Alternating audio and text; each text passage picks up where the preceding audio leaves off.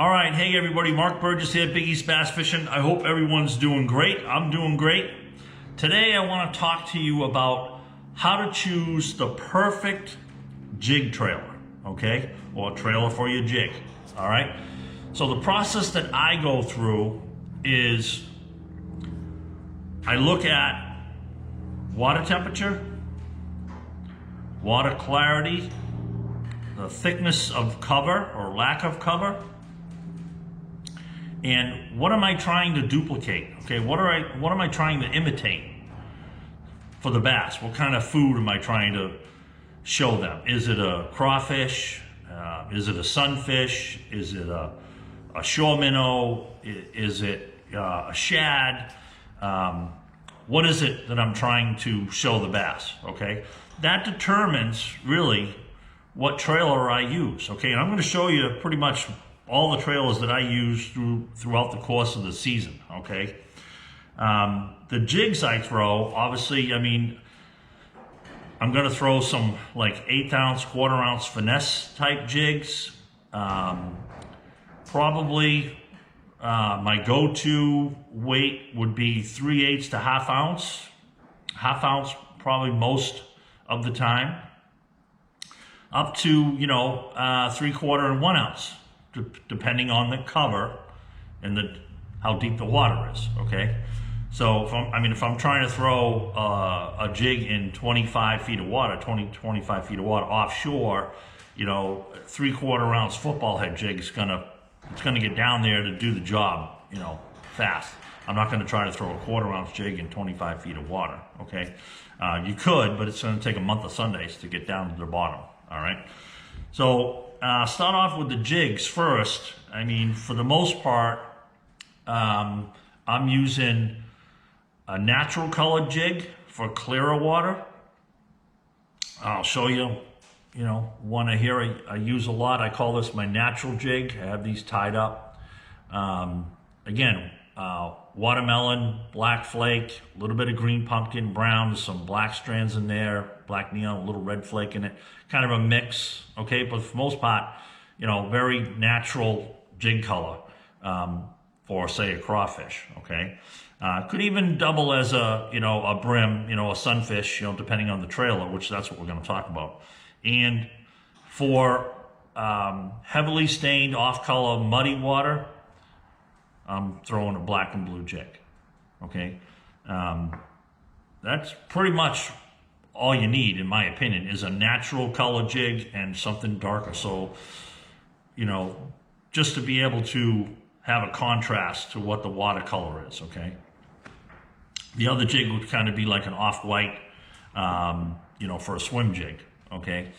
So, and I'll show you the trailer for that. So this is kind of a lineup for trailers that I throw, and I'll show you each one as I talk about them, so you can see them a little bit better. Okay, so you're gonna notice right away. You're gonna notice there's a lot of green pumpkin and blue that I'm showing you. Okay, that's pretty much what it comes down to. This, with the exception of this one Zoom Speed Craw that's in white for a swim jig. Okay, so. Early in the spring, water's cold, bass are lethargic. I like to start off with a trailer that has very little action, if any. Okay, so I'll show you a couple here, little tiny Zoom chunk in green pumpkin. This is finesse, obviously. One I use a lot, little bit bigger, a little medium-sized chunk in blue.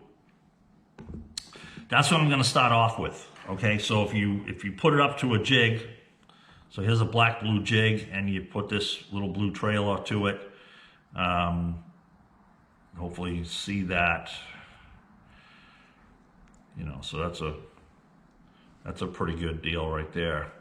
Okay, and that works great. Blue with black and blue, perfect. You can even do green pumpkin with black blue, works fine.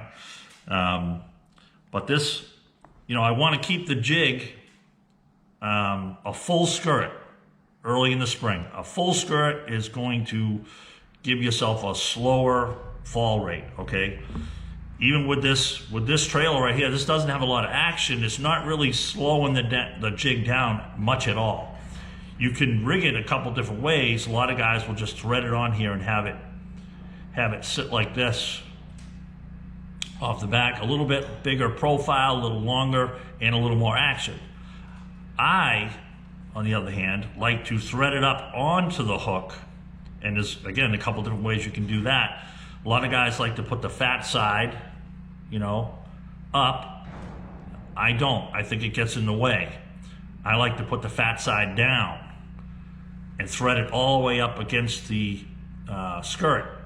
Again, making it more compact, a little bit shorter, not a lot of action. I love that early in the spring. Okay, that's my go-to early in the spring. And it's, again, I'm matching the activity level of the bass, okay, with a jig that's not just a ton going on. I don't like that. As the water warms up, I'm gonna go to something with a little bit more action. I go away from the little chunk, and I use, this is just the back end of a woolly hog craw. Not a lot of action, but it has some decent body. These ribs slows the jig down, but not as much as the chunk. Okay, and then I'll move up. This is a young chunk. Again, a little bit more action. As the water warms up, I want to maybe increase the fall of the jig, and I want to increase the action of that trailer. Okay. Now, when it gets into the season and you're starting to deal with warmer water in the 60s, mid to upper 60s, 70s, and now you're talking vegetation, you're talking reaction. I like to, I will thin a skirt out a little bit, give it maybe a little bit more speed, a little fall rate, and I want to use a trailer that's got more action to it. Okay, so this little 6 cents, this bongo thing they call it, works really well. This is a pocket craw, zoom, speed craw.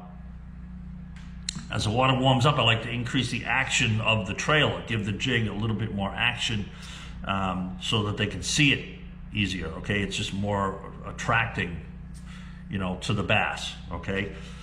But I primarily use a different jig trailer to control the rate of fall for the jig, depending on the situation that I'm fishing.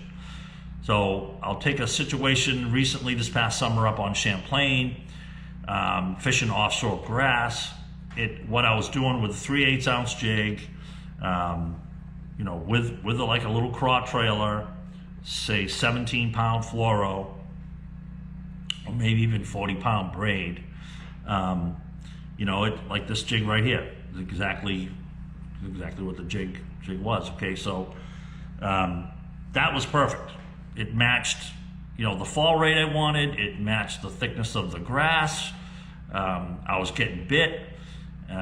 Everything's great, and I move off to another area, and the grass is noticeably thicker. And I'm not happy with how the 3/8 ounce is going through the grass or not going through the grass.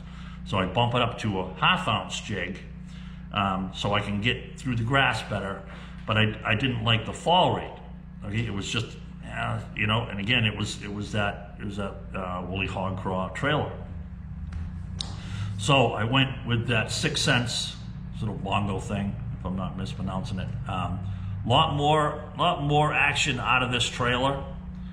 Okay, and with the 1/2 ounce jig, that to me, that was the perfect fall rate, the perfect presentation, and instantly started getting bit again. Okay, and Champlain's a lake you can do that with, or any lake that's got a big population of fish. It's great to experiment, because you can gauge it on the number of bites you're getting. Okay, so that's how I approached it. And then, even to go a little further, a little bit heavier jig, up to 3/4 ounce jig. I want to slow it down even more. I want a lot more bulk. Okay, so this is a D-bomb, and you know, that gave the jig a lot more body. I do cut that off. I'll cut just the tip of that off and put it up onto the jig, but it's got a lot of action and a lot of body, and it slows that 3/4 ounce jig down a little bit to where I'm comfortable, fishing it, and that would be on, say, 40 or 50 pound test braid. Okay, so that's pretty much what I do. I mean, swim jig, here's this white Speed Craw, whether you're fishing 1/4 ounce, 3/8 ounce swim jig, a little bit off color water, same thing, Zoom Speed Craw and Okeechobee Craw, green pumpkin, blue, okay, which brings me to another point I wanted to make. If you want to fish a black blue jig and you want to put, a green pumpkin trailer on it, knock yourself out. I think it works great. What I do like to do in this situation, though, is take a little blue dye pen, spike it pen, and color the craws blue, okay, to blend that green pumpkin in with the black blue jig, okay. So I do that quite a bit, and if I need to make it look like a crawfish or yellow perch or a bluegill with the orange on it, I'll take that orange spike pen and hit the end of that green pumpkin trailer with that color. Okay, so that's how I go about it. A few other trailers, that I use quite a bit. Twin tail grub, any manufacturer will work. Again, you can thread it way up there and just have that trailer sticking out back there doing the job. Little yum craw. Again, what are you trying to imitate? Okay, and that use that trailer on your jig to help you achieve that match in the hatch, so to speak. And when you've put that kind of attention into your jig and the jig trailer, and you're altering it a little bit more, it gives you so much more confidence in that bait, and so you're going to present that bait much better. And the proof's in the pudding, as they say, when you get the bites. Okay, so to just recap, start off with a jig trailer that's compact with a little action. As the water warms up and the cover gets a little thicker, you can increase the size and the action of the trailer to achieve the fall rate and the penetration into the cover by the jig. Okay, and you'll have a lot more success. And stick with these. I mean, you can't go wrong.